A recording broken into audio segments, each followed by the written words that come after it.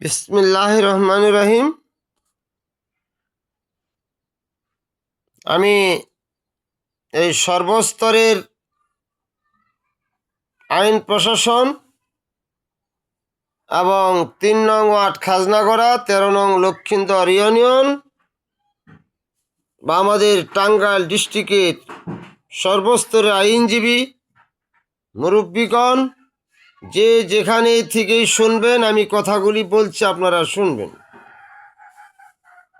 আমার নানার নাম হলো ইসুফ আলী, পিতা মিত্র সাবেদ আলী, ৩ নং ওয়ার্ড খাজনাগড়া, সরাবাড়ি মৌজা। আমার নানা ইসুফ আলীকে পালতো নিজু শেখ নামে এক লোক। সে ছিল নিঃসন্তান, মানে তার কোনো সন্তান আদি ছিল না। আমার নানাকে সে পালক ছেলে বলেই স্নেহ করত। সে অনেক দিন পালার পর তখন সেই নিজু শেখ মনস্তব করলো যে সে হজে যাবে। তখন যে আমার নানার কিছু জমি ছিল, সেই জমিটা নিজু শেখ বলল যে তোর জমিটা বিক্রি করে দে, আমি তোকে এই ৪২ পাখির যে একটা চালা আছে, এইটা আমি সন্তানাদি নাই, আমি কার হাতে রেখে যাব, তোকে আমি হেবা দানপত্র করে দিয়ে হজে যাব। তো সেই নিজু শেখ আমার নানা জমি বিক্রি করে তাকে হজে যাওয়ার জন্য প্রস্তুতি নেওয়ার আগ দিয়ে সে আমার নানা ইসুফ আলীকে সেই নিজু শেখ তার ৪২ পাখির একটি চালা আমার নানা ইসুফ আলীর নামে বরাবর হেবা দানপত্র করে স্ট্যাম্পে রেজিস্ট্রি করে সে হজে চলে যান। তো হজের থেকে অনেক দিন পরে আসার পর হঠাৎ করে তার ঘরে এক সন্তান জন্ম নিয়েছে, আলিমউদ্দিন। তখন ওই আমার নানাকে ওই জমি জমা বুঝিয়ে দেওয়ার পর তখন হয়ে গেল সে নিজু হাজি।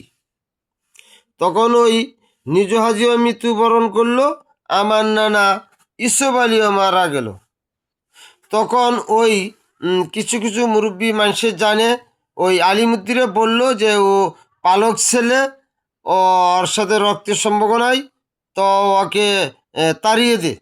তখন ওই আলিমুদ্দি যাইয়া ওই আমার মামাদের নামে একটি কেস দিল।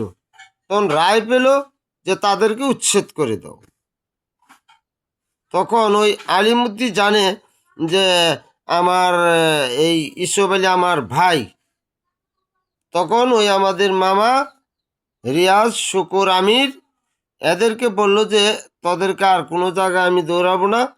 তখন ওই আলী তাদেরকে আবশ্যের মাধ্যমে ১২ পাখি জমি ৩ ভাইকে লিখে দিয়েছে।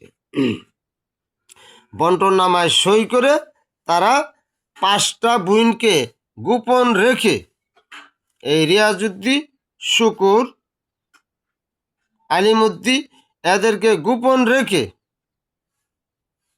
তাদেরকে বন্টন নামায় সই করে নিতে বাধ্য করেছিল।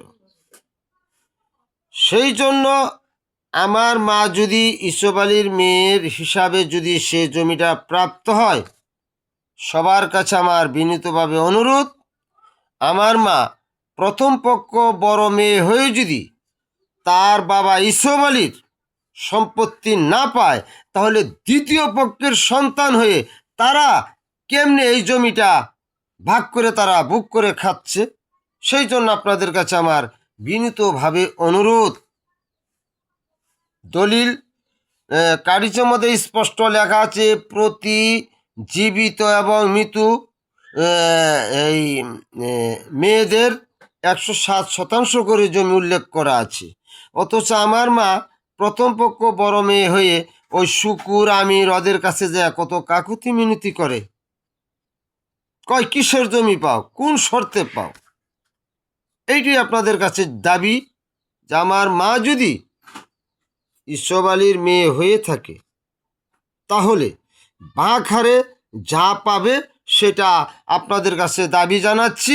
আমার মা অসহায়, তার বাবা নেই, মা নেই, সেই ভাইদের বাড়িতে গেলে দূর দূর করে তাড়িয়ে দেয়, সেই শুকুর এমন একটি প্র্যাকটিক্যাল করিয়েছে আমার মার কাছ থেকে, অনেক টাকা নিয়েছে যে তোমাকে জমির ভাগ দিব, কাগজপাতি উঠাবো, এইভাবে সে জমি জমা যেখানে যা করণীয় সে করছে, এই গোপনে বিক্রি করছে আর খাচ্ছে।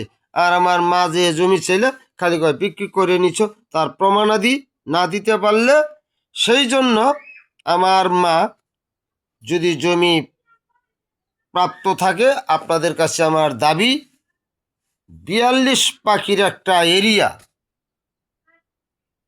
সেই স্পষ্ট লেখা আছে যে নিজু শেখ ইসব আলী বরাবর লিখিত প্রমাণাদি আমাদের কাছে আছে।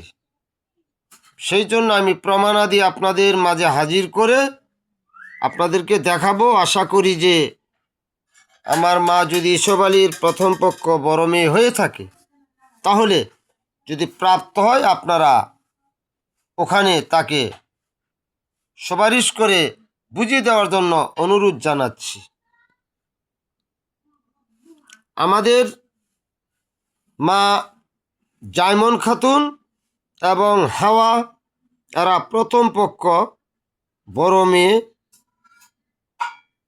2 বোন, আর পরবর্তীতে হলো দ্বিতীয় পক্ষের সন্তান হলো আমির, রিয়াজউদ্দিন, শুকুর, এবং তাদের বোন হলো আসি, আম্বিয়া। এই বলে বিদায় নিচ্ছি। আল্লাহ হাফেজ। শফিকুল ইসলাম, পিতা আবুল কাশেম, জেল থেকে নির্বাচিত চেয়ারম্যান এবং বিশিষ্ট বীর মুক্তিযোদ্ধা, 3 নং ওয়ার্ড, খাজনাগড়া, পোস্ট পেশাটা থানা, উপজেলা ঘাটাল, জেলা টাঙ্গাইল। আল্লাহ হাফেজ। সবার সুখময় কামনা করে বিদায় নিচ্ছি। আসসালামু আলাইকুম।